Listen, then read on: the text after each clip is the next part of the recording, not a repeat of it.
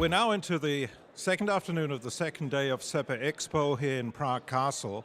And with me I have Phil Brockwell, Director of Centerline Air Charter, based in Bristol in the UK. And I'd like to ask you, Phil, what are your impressions? This, I believe, is the first time you've been to a CEPA EXPO. Tell me about your impressions of the conference so far. Well, my first impression is just how incredibly well organized and branded it is. And the welcome that we've received has just been incredible. From the other attendees have been of a quality that was really high.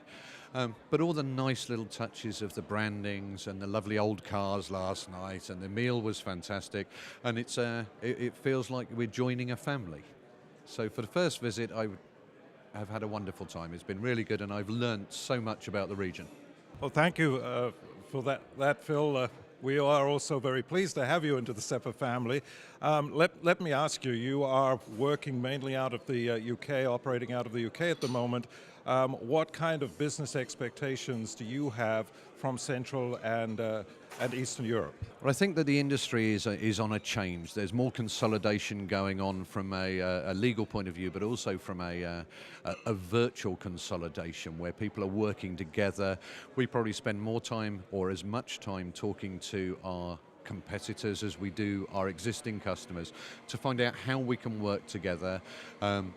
The sales platforms that are becoming available are becoming quite regionalized, and so we're here just to meet people that we could work with. And CEPA, we've seen from the statistics that have been displayed today, is a really expanding market with some very good skills, and the infrastructure is being built very rapidly. So it's not like the UK market that was built up over 80 years.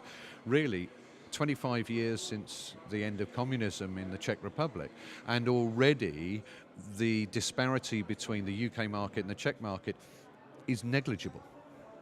So we're looking for partners, really.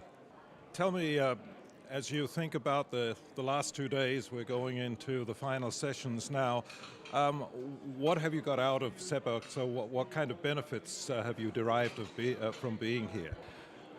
Well, two areas really. As a networking event, I've met some people here who don't necessarily frequent the BACA, eBase, stuff like that. So there's been some really interesting people to meet from that point of view. I think that there's a healthy level of ambition here still, and that's quite infectious. So that's going to be a big thing that I take home. And just making relationships with people who are ambitious and want to succeed, that we can help and maybe catch onto their shirt tails. And perhaps when I came, I thought it would be the other way around.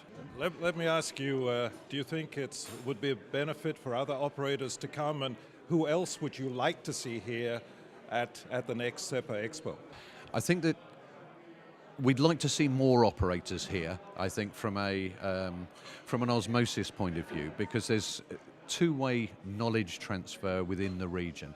And if there were to be more UK operators, French operators, Spanish operators, even American operators with traffic and aircraft that go as far as here, I think that there are opportunities for people to learn from each other. Obviously here it's very well supported from a software platform point of view, and it's new thinking, and new thinking is always good. We tend to be a little bit archaic in what we were doing 25 years ago isn't necessarily right today. So I would certainly bring other operators over to CEPA just to have a bit more blue sky thinking. Thank you, Phil, very much. Thank you for talking to me this afternoon. Thank you for being here, and thank you very much for chairing the panel on operating costs. We really enjoyed that. It was a very, very valuable panel. Thanks very much.